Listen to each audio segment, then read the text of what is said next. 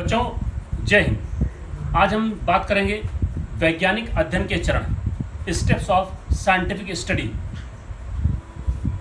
जैसा कि आप देख पा रहे हैं, आज के चर्चा का विषय है स्टेप्स ऑफ साइंटिफिक स्टडी, अर्थात वैज्ञानिक अध्ययन के चरण।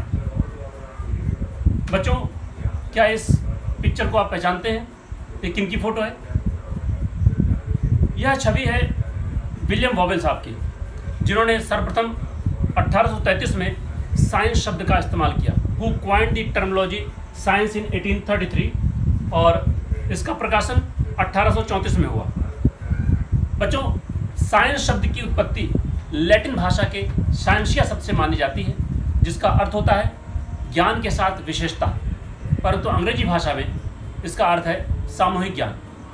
The term science is derived from Latin word scientia, which means knowledge with expertise, but in English it means collective knowledge।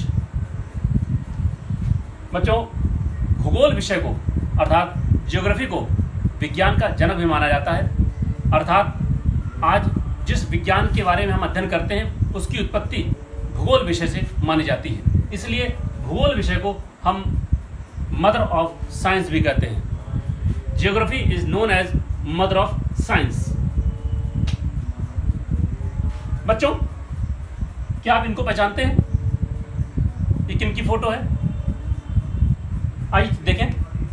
ये है महान वैज्ञानिक गैलीलियो गैलीली की फोटो, जिन्हें हम फादर ऑफ साइंस भी मानते हैं। इसके पहले वैज्ञानिकों को प्राकृतिक दार्शनिक कहा जाता था।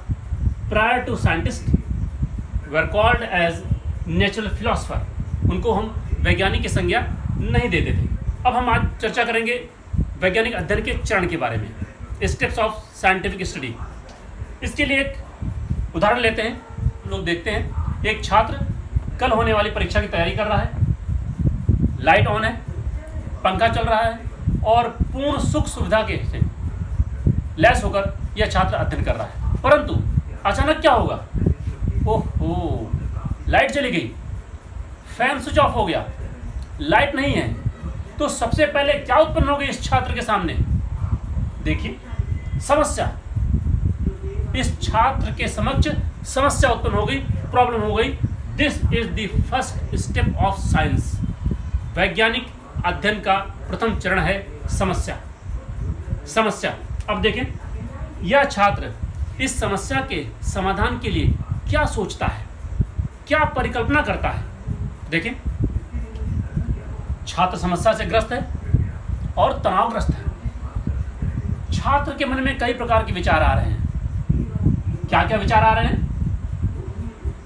चलो मोमबत्ती जलाकर पढ़ लेते हैं, परंतु गर्मी का समय है, हवा की आवश्यकता है और हवा में मोमबत्ती बुझ जाएगी। अगला विचार क्या आया?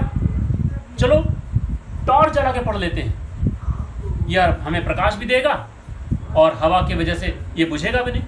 परंतु इसमें एक और समस्या है, बैटरी का खर्च।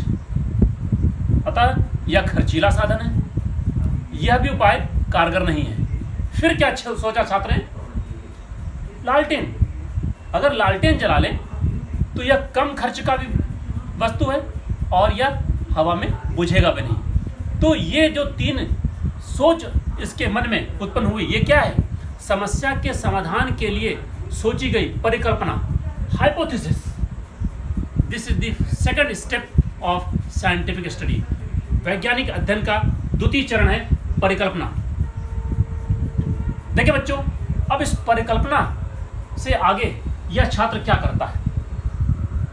इसने निर्णय लिया कि मोमबत्ती का जलना और टॉर्च का जलना ये दोनों कारगर उपाय नहीं है, तो लालटेन ही सबसे अधिक कारगर उपाय है। अब लालटेन जलाने की बात की जाए। लालटेन जलेगा कैसे? सबसे पहले इसने लालटेन में क्या भर दिया? दूध भर दिया, क्योंकि यह समस्या इससे पहले इसके समक्ष उत्पन्न ही नहीं हुई थी। तो दूध भर दिया, तो क्या लालटेन जली? नहीं, लालटेन तो बुझी है। फिर इसने क्या किया?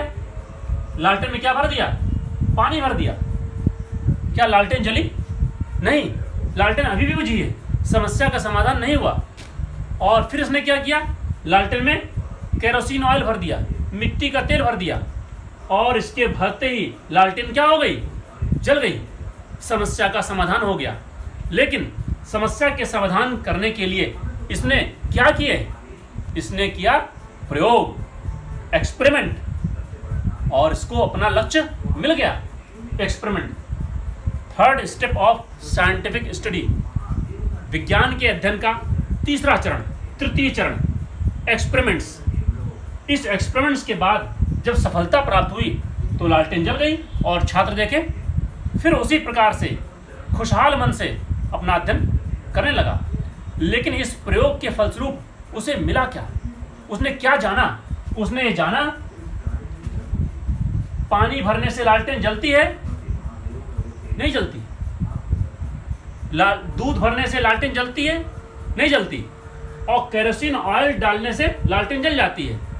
तो बच्चों वो कितनी बार सफल हुआ, नहीं एक बार नहीं, यह छात्र 3 बार सफल हुआ। 2 बार इसने यह जाना कि दूध और पानी डालने से लालटेन नहीं जलती, और तीसरी बार इसने जाना कि केरोसिन ऑयल डालने से लालटेन जलती है। तो तीनों बार इसे किसी न किसी प्रकार के तथ्य का ज्ञान हुआ, तो तीनों बार यह सफल माना जाएगा। परंतु इसके वर्तमान समस्या का समाधान तीसरे प्रयोग के फलस्वरूप उत्पन्न हुआ, लालटेन केरोसिन ऑयल भरने से जल गई। बच्चों देखें, ये इसने क्या किया, ये देखा, अवलोकन किया कि किस प्रकार से लालटेन जलती है, किस प्रकार से लालटेन नहीं जलती है, समस्या का समाधान किस प्रकार से हो सकता है, किस प्रकार से नहीं हो सकता। तो ये क्या है, वैज्ञानिक अध्ययन का चौथा चरण, fourth step of scientific study, अवलोकन, ऑब्जर्वेशन। बच्चों, जब एक ही प्रयोग बार बार किया जाए और निष्कर्ष हमें समान प्राप्त होता है तो उसे हम कहते हैं परिणाम, निष्कर्ष। देखें, इस प्रयोग के फलस्वरूप क्या प्राप्त हुआ। पानी जब बार बार लालटेन में डाला गया तो भी लालटेन नहीं जली, अर्थात पानी से लालटेन नहीं जलती। जब बार बार दूध भरा गया तो एक भी बार लालटेन नहीं जला, दूध से लालटेन नहीं जलती। और बच्चों, बार बार इस छात्र ने देखा कि जितनी बार केरोसिन ऑयल, मिट्टी का तेल लालटेन में भरी जाती है उतनी बार लालटेन जल जाती है।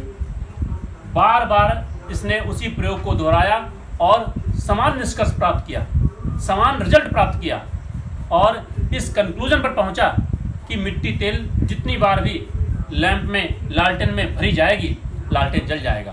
तो यह क्या मिला उसे, निष्कर्ष। पांचवा चरण, fifth step of scientific study. इस प्रकार बच्चों, विज्ञान के अध्ययन के 5 चरण होते हैं। कौन कौन से चरण होते हैं, देखें।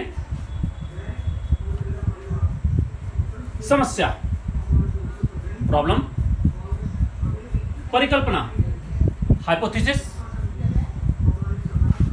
एक्सपेरिमेंट, प्रयोग, अवलोकन, ऑब्जर्वेशन, और निष्कर्ष, परिणाम, रिजल्ट। बच्चों, ये थे विज्ञान के 5 चरण। जय हिंद, जय भारत।